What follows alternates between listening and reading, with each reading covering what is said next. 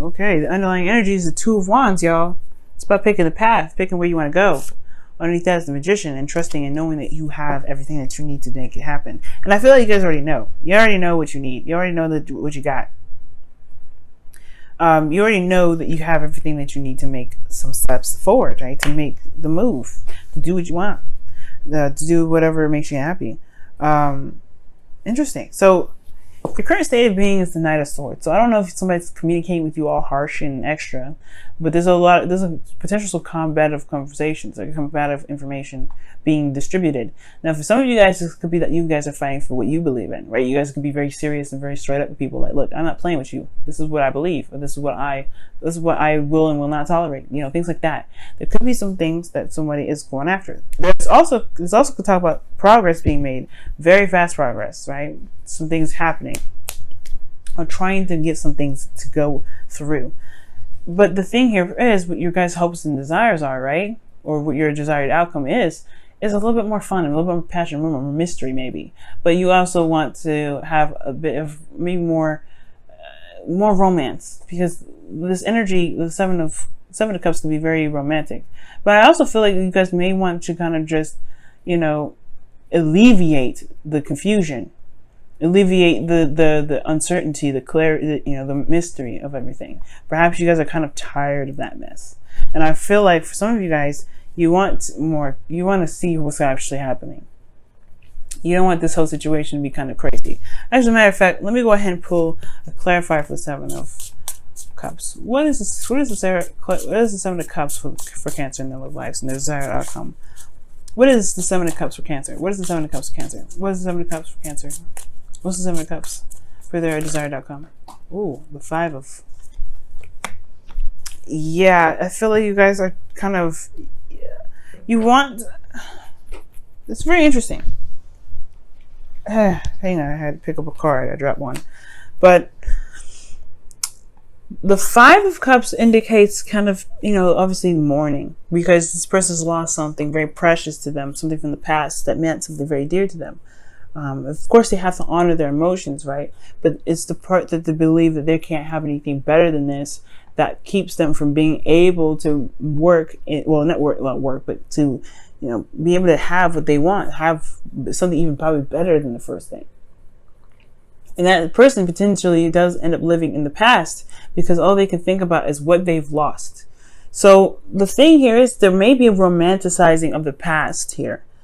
There may be a lot of romanticizing of the past, but I feel like at the same time, there could be this desire that there's obviously the Two Cups here. There's still a relationship to work with. There's something that's still there to work with there. And I feel like it's picking those cups, picking an option that's available, that really resonates with you. I feel like there may be like this desire to kind of go and, and make whatever you've got left work for the best, and be very fun and romantic and passionate. And you want to have a little bit more of dreams, of a dreamy relationship, and it's not completely gone. You don't want it to believe it's completely gone, and I don't think it is. But the thing is, it's keeping the situation from being able to be romantic, or there's a lot of focusing on the past and romanticizing of the past, and the only thing that can be wonderful and great is in the past. The reason why there isn't really the ability to shift the focus and to be able to just pick the Two Cups and be able to make something out of the cups that you have left is potentially because there isn't a lot of things that are let go from the past. There's something here that's keeping you from being able to release the past, so that way there is space for something new to come in. So there is this new dreamy romance, and there's some sort of this exciting sort of like passionate energy that comes through, right? You want something like that, perhaps. But there isn't space for it because the past is still sitting there. The past is still very much in that space for a new love to come in. And the reason why is because of the devil. Now, the devil can come up for obsessiveness, right? And it can come up for a number of reasons. But how I'm seeing it here is more of that you feel like there is, you're trapped in a situation where you had the perfect connection, you had the perfect relationship, and there's nothing that can get better from this. It can't get better. For some of you guys, it feels like you guys are just truly trapped and disempowered. Like you're powerless in a situation. You guys may even feel bound and, bound to something, bound to the past. Like you can't help but, cling to it because that's just the only thing that makes you feel safe. And that's not the case, right? These old habits are potentially what's keeping the past very much dormant in your current life.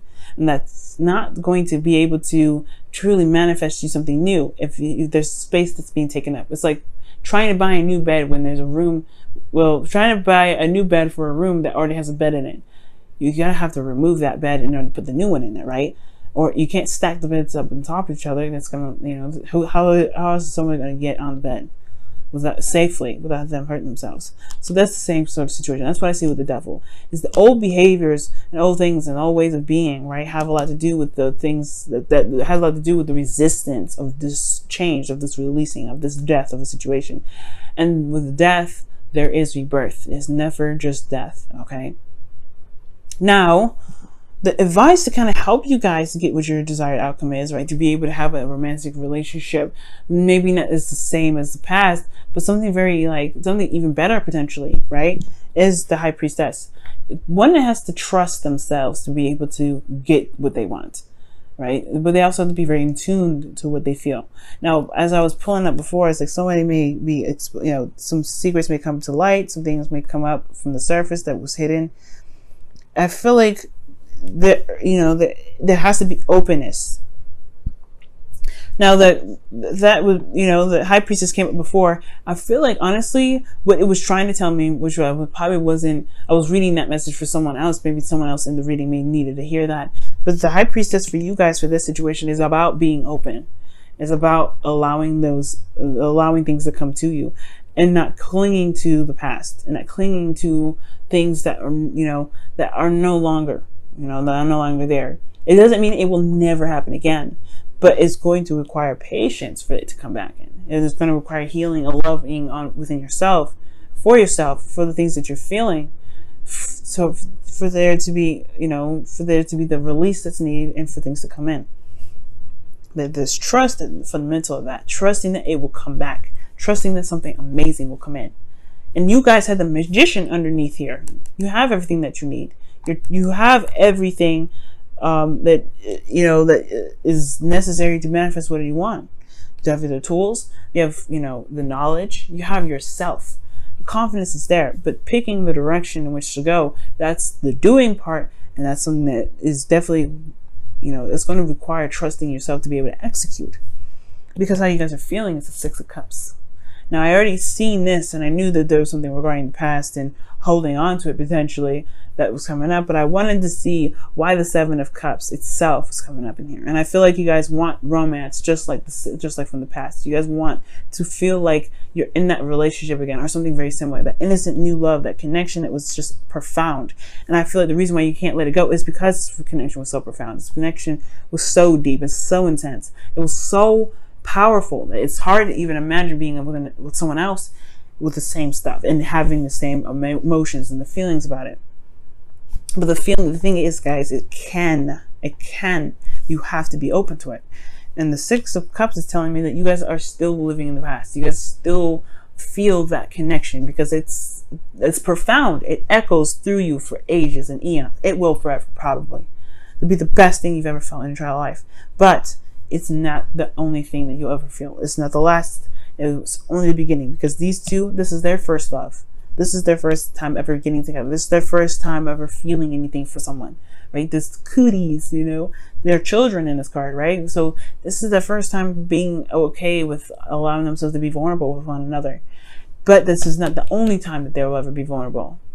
This is their first time, but it will never be their last. Then that's the thing. This will never be the last.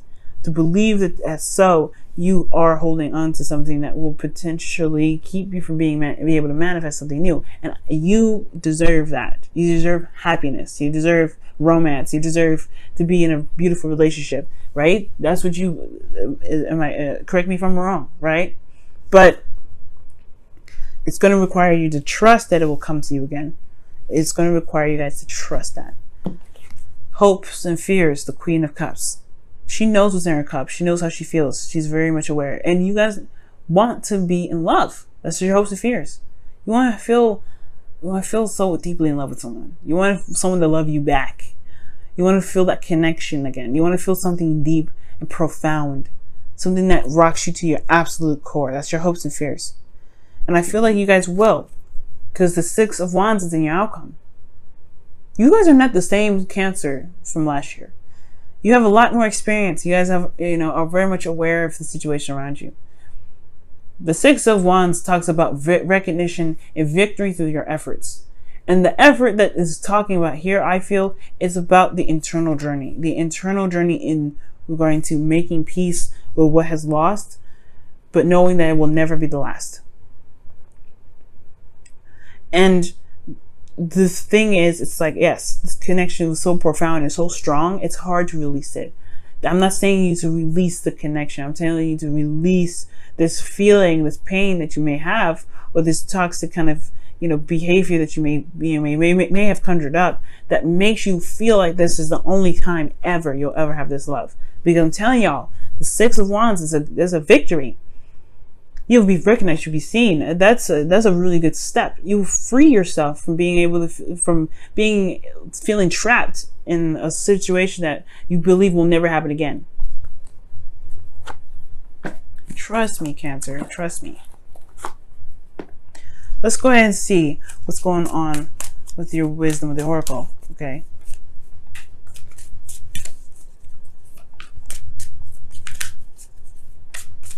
And it hurts. Yes, this person was a soulmate. This is a soulmate. This person was a soulmate, and they've touched you so deeply. They've really entered your life, and they made such an intense impact. How can you forget them? It's not about forgetting. I promise you, it's not. It's not forgetting them at all. Not in the slightest. But it is releasing this feeling of not being able to ever find something like that again. And for some of you guys in a relationship, right? You guys could still be in a relationship right now. And the romance is possibly have faded away. The Hollywood, not Hollywood, but the honeymoon phase has probably dissipated. And for some of you guys, it's not the honeymoon phase at all. It could be that there's just something that this is not the same. Something may have happened, some sort of arguing, some sort of back and forth, and it just kind of, the relationship in a sense took a hit in a big way. But it's not the end. I promise it's not the end. You have to find your way back. You have to find your way back, but you have to trust that you can find your way back. And it all starts from making a decision about what you want to do with the connection. Let's see what the Whispers of Love says for your relationship this week as well. Miracles and blessings.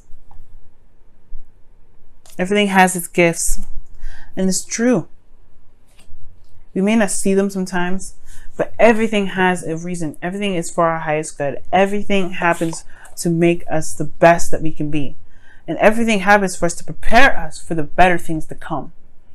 Because we are not going to ever just experience something amazing one time. Okay.